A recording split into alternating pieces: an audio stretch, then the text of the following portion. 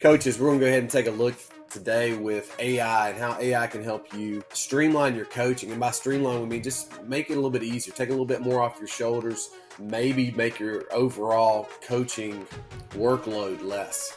One of the things we want to look at here, I've jotted down some ideas. ChatGPT or Google Bard are two AI tools that you can use. And really in a lot of this, we can take this and it can help us with skill training ideas, weight room programs, basketball drills, practice schedules, parent emails, social media schedules, Twitter posts, all this stuff that we can put in AI softwares to help us out a ton. I know the school I work at, they've used this to post all their social medias for the whole week. They've used this to get better ideas on what to post. Because again, if you're working in a public school arena and you're at a high school or something like that, or a middle school, or even some of the private schools where you're teaching during the day, you're trying to get your lessons done and all that, and you may have extra tasks or extra requirements where it's hard to get some of these things done. And if you're a coach that's been coaching for a few years, you may have a binder full of basketball drills that you like, or weight room programs that you think are helpful, but every now and then you want to switch stuff up and you just want to kind of try something new, and you don't maybe have time to go through 15 YouTube videos to see what you might like. And while there's a ton of great books out there, I know that's not always the best time to go through a lot of those books. So what I wanted to do today on this video, I appreciate you coming and checking this video out, but would love for you to just like the video, subscribe, just helps me out. ChatGPT is where we'll start. There's also the phone version of this. There's an app on there, Ask AI, I believe is the name of it. It's kind of the equivalent to this. But if I'm trying to just look at an example of a prompt, and I wanted to do some of these live just so you could see what it's like. Now, most of us as coaches are kind of cheap, so you could go to this paid version to kind of more have unlimited prompts. I kind of stick with the free version, and I just use different AI tools to help out. But again, let's take one of these examples. Let's just take basketball drills. All right, let's just say we're having practice, or we're having maybe an off-season practice. Let's just say we want to switch up the drills for that. Let's say we coach a high school team, and let's say that we're working with 16-year-olds maybe today, 16, 17-year-olds. Write me a 30-minute workout. Let's try to be specific on this. Write me a 30-minute basketball ball handling workout for 16-year-old, we'll say boys. We can go ahead and type that in,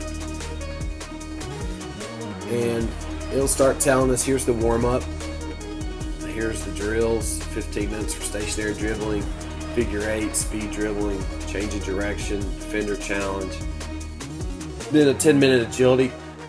And again, some of you may look at this and go, well, yeah, I know all those drills. I know that drill and I know that drill. Yeah, you do, but you also didn't want to use it today. Like you didn't want to use what you already knew. Let's say if I'm one class period away from before I need to go start practice, and I just want to switch things up. 30 seconds and I already have a 30-minute skill workout with a cool down, with a warm up, with the stationary look at the speed dribble, change of direction dribble. All these are brand new, and there's it's nice when you go into practice and your team doesn't think they already know what you're going to do. Half the time you could say, what do you think we're going to do? And they're going to tell you. Kids today, they get bored quick. All right. And so they don't understand the importance of routine. They don't understand the importance of consistency. So every now and then, I like to kind of throw a bone here and switch some things up. Let's say that you're not a big fan of it. You're saying, I like some of those, but I don't like all of those. Well, that's fine. You can just go back in and say, now write it for 60 minutes. Right, so now it's going to write it for a 60-minute workout. All right. So again, that's, and if if you'd like this, I can copy and paste it. You just leave a message in the comments. I'll go ahead and I'll send you what this writes out if you don't even want to take the time to go over there and type it in yourself. Let's take a look at this. Let's say parent emails. All right. Let's say that we just want a parent email for the beginning of the season. All right. Now, eventually, I think I get one more prompt. You only get a few prompts on the free version, and so let's see if we got one more here that they're going to give us. Because you usually get like 3 a day. Write me an email to parents welcoming them to a new basketball season with some humor. All right, we'll see what it says. All right. Now, some of this you may like, some of this you may not. You know, maybe you're not a fan of putting emojis in your emails. All right. Now, we could have told it to write a 500-word email. We could have said write a 200-word email. All right.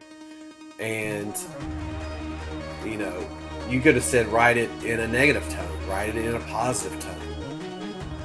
And again, and when these little things over here, you can say, hey, I like this or I don't like this. And it'll start to understand, because you have to log in here. I just use my Gmail account. You have to log in. It understands kind of what you look for and how well it gets to what you want.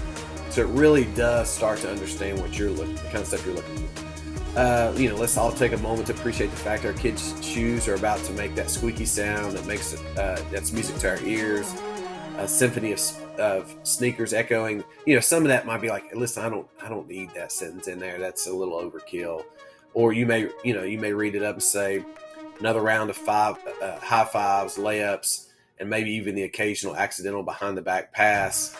You know, that's probably the humor part that they're trying to add in there. Again, you don't have to use all of it, but that's a really good basis. Like, if this was me, I'd copy and paste that into the email, reread it, take some stuff out. Like, I probably definitely would take out that second one because that's a little corny to me. Just put in what you may be doing. You may take out this entire section, or you may say, hey, rewrite it again, but shorter.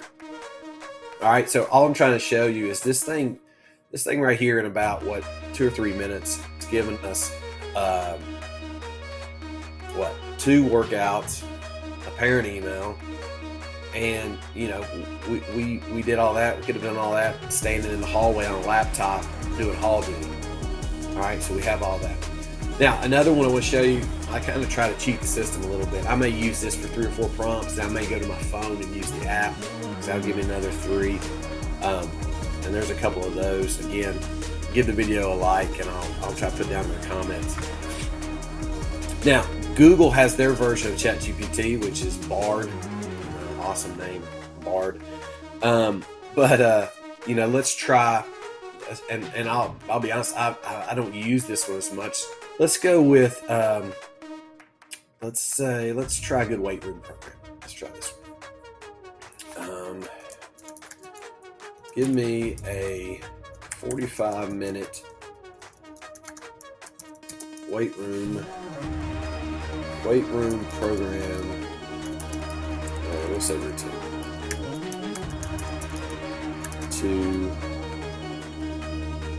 Give me a 45-minute weight room routine. Basketball players at the high school level. And we'll put in, we'll go ahead and put in boys, just to be even more specific. All right, let's see what it says. All right, so it has our warm-up, light cardio, jogging, jumping jacks, squats, 3 sets of 10, 12, deadlifts, bench press, overhead press, pull-ups, core exercise, cool down. All right, so right here, you could say, all right, this could be our workout. And maybe you go, all right, I don't really want them working deadlifts today. I'm not taught that yet. Like, I've not shown them the proper way to do that. So I can mark this off. I can do something else with hamstrings, and I can do an alternative for that workout. But here's there's your workout right there. 5 minutes light cardio, and then stack stretching at the end. And then they give you additional tips. Like, it's almost like, hey, here's some extra things you need to think about. Include core exercises in your routine. Listen to your body, take breaks when you need to. Like, all that's great. And then you can say, give me another workout focused more on upper body.